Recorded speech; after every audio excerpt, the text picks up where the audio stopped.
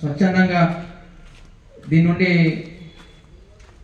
వాళ్ళని వేరే చేసి దానికి అడిక్షన్ అయిన వారికి డి అడిక్షన్ సెంటర్ తీసుకుపోయి కౌన్సిలింగ్ ఇచ్చి దానివల్ల మన ఆరోగ్యం ఏ విధంగా హాని గురి కావడం జరుగుతుందో ఎక్స్ప్లెయిన్ చేయడం, అలాంటి వాటికి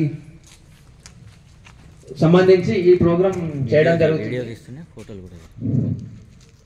దానిలో భాగంగా ఈరోజు ఈ కార్యక్రమానికి సంబంధించి మనకు ఒక ప్రతిజ్ఞ చేయవలసిందిగా తెలంగాణ మొత్తం దీనికి సంబంధించి ఈరోజు చేయాల్సిందిగా మా సిపి సార్ కోరడం జరిగింది. దాని విషయంలో అట్లనే మాకు వచ్చిన సమాచారం ఏంటంటే దీంట్లో ఉన్న కొందరు పిల్లలు ఈ పక్కన సిగరెట్ తాగుతామని చెప్పి తెలిసింది. ఎట్టి పరిస్థితుల్లో మీకు దానికి బానిస కావద్దని చెప్పి కోరుకుంటున్నాం. ఒకవేళ మాకు ఇట్లా కనబడితే మాత్రం మిమ్మల్ని తీసుకుపోయి ఏమంటారు చిన్నపిల్లల జైలు ఉంటుంది, దాంట్లో వేస్తే మీరు వాళ్ళ చాలా ప్రాబ్లానికి గురవుతారు. ఎట్టి పరిస్థితుల్లో కూడా ఈ గాంజా కానీ పొగాకు కానీ దానికి బానిస కావద్దని చెప్పి మేమందరం కోరుకుంటున్నాం. మీరు కూడా ఎవరు దానికి బానిస కాదని చెప్పి ఈరోజు ఈ ప్రతిజ్ఞ చేయాల్సిందిగా అందుకే మీ స్కూల్ని ఎంచుకున్నాం. అందరూ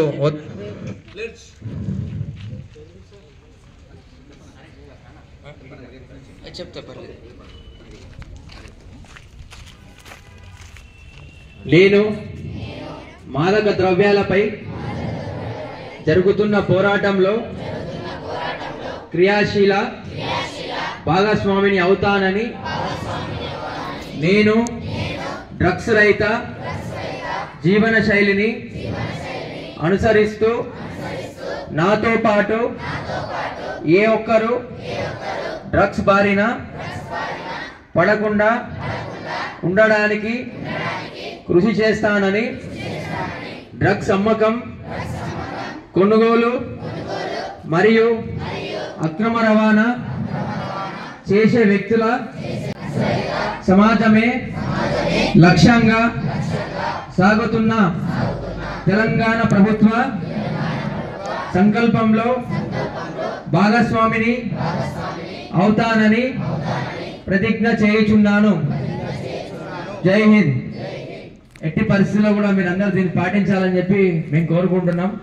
మీ ఊర్లో మీ ఇంటి పక్కన మీ చుట్టుపక్కల ఎవడైనా సరే ఈ డ్రగ్స్ కానీ గాంజా కానీ బానిస అయినా అలాంటి సమాచారం ఏమున్నా మాకు చెప్పాలి. లేదంటే మీకు భయం అనిపిస్తే మీ ఇక్కడ ఉన్న మీ టీచర్లకి మీ గురువులకు చెప్పినా కూడా వాళ్ళు మాకు సమాచారం ఇస్తారు. దీనికి ఒకవేళ బానిస అయితే మనం ఎంత నష్టపోతాం అనేది మనం చెప్పలేము. ఎందుకంటే ఈ చిన్న ఏజ్లో మీరు దాని బారిన పడ్డారంటే ఈ దేశాన్ని ఒక మంచి టాలెంట్ ఉన్న వ్యక్తులని కోల్పోయే అవకాశం ఉంటుంది. కాబట్టి దీనిపైన గవర్నమెంట్ చాలా కఠినంగా వ్యవహరించడం జరుగుతుంది. ఎట్టి పరిస్థితుల్లో కూడా మీరు దీనికి బానిస కావద్దు. దీన్ని తాళని కానీ ఇంకెవడన్నా అమ్మడం కానీ చేసినా కూడా మీకు కనిపించినా కూడా మాకు సమాచారం ఇస్తా అని చెప్పి కోరుకుంటాను. ఇవ్వాలని చెప్పి కూడా మీ పాఠశాల తరపున మేము అనుకుంటాం.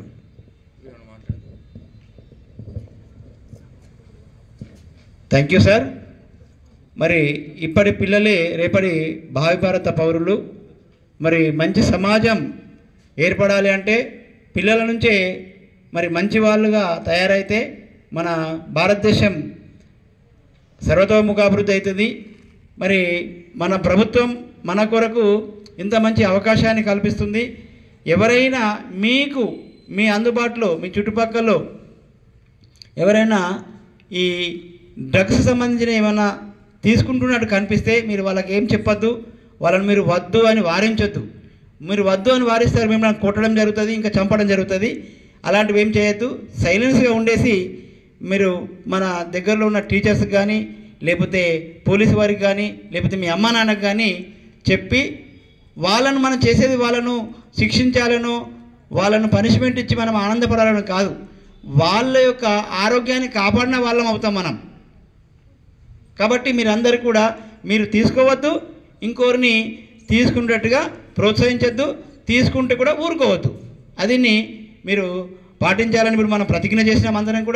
అందరం కూడా దీంట్లో భాగస్వామ్యం కావాలి. అలాగే మీ భవిష్యత్తును కూడా మంచిగా మార్చుకునాలా. ఎందుకంటే ఈ చాలామందిని చూస్తాం మన సినిమాలలో అక్కడక్కడ చూస్తుంటాం. వాళ్ళు మంచి నాలెడ్జ్ ఉంటుంది, అన్నీ బాగానే ఉంటాయి. కానీ ఎవరో ఒకరి ప్రోత్సాహం వల్ల, ఎవరో ఒకరి తోడ్పాటు వల్ల వాళ్ళు మనకు డ్రగ్స్కు అలవాటు చేస్తారు. అలవాటు చేసిన తర్వాత డ్రగ్స్ అంటే కేవలం పొడి తాగడమే కాదు, గంజాయి తీసుకున్నా, సిగరెట్ తాగినా, మత్తు పదార్థాలు ఏవి తీసుకున్నా నువ్వు దానికి మెల్లిమెల్లిగా బానిస అవుతున్నట్టే. ఒక సిగరెట్ తాగేవాడు ఫస్ట్లో కొద్దిగా తాగుతాడు, మీ ఫ్రెండ్స్ ఎవరో ప్రోత్సహిస్తే ఏమవుతుంది, కొద్దిగా తాగుతారు, అప్పుడు మంచిగా మజా అనిపిస్తుంది. ఆ తర్వాత నీకు 2-3 రోజుల తర్వాత, ఒక వారం రోజుల తర్వాత నీకు ఆ సిగరెట్ లేకపోతే నీకు మనసులో పట్టది. కాబట్టి నీకు మొదటి నుంచే, స్టార్టింగ్ నుంచి దాన్ని ఆ ఆలోచనను బంద్ చేయండి. ఎవరైనా తాగితే మీరు ఊరుకోవద్దు, అసలు మీరు ఊరవద్దు అని వాని దోస్తుని కూడా బంద్ చేయాలి. అట్లాంటి మంచి సమాజాన్ని నిర్మించడానికి మనమందరం కృషి చేయాలా. మరి ఈ ప్రయత్నంలో మా పాఠశాలకు వచ్చి మా పాఠశాలకు మంచి విషయాలు చెప్పినందుకు ఎస్ఐ గారికి, మరి సిబ్బందికి అందరికీ కూడా కృతజ్ఞతలు తెలుపుతూ జై హింద్, జై తెలంగాణ. Thank you.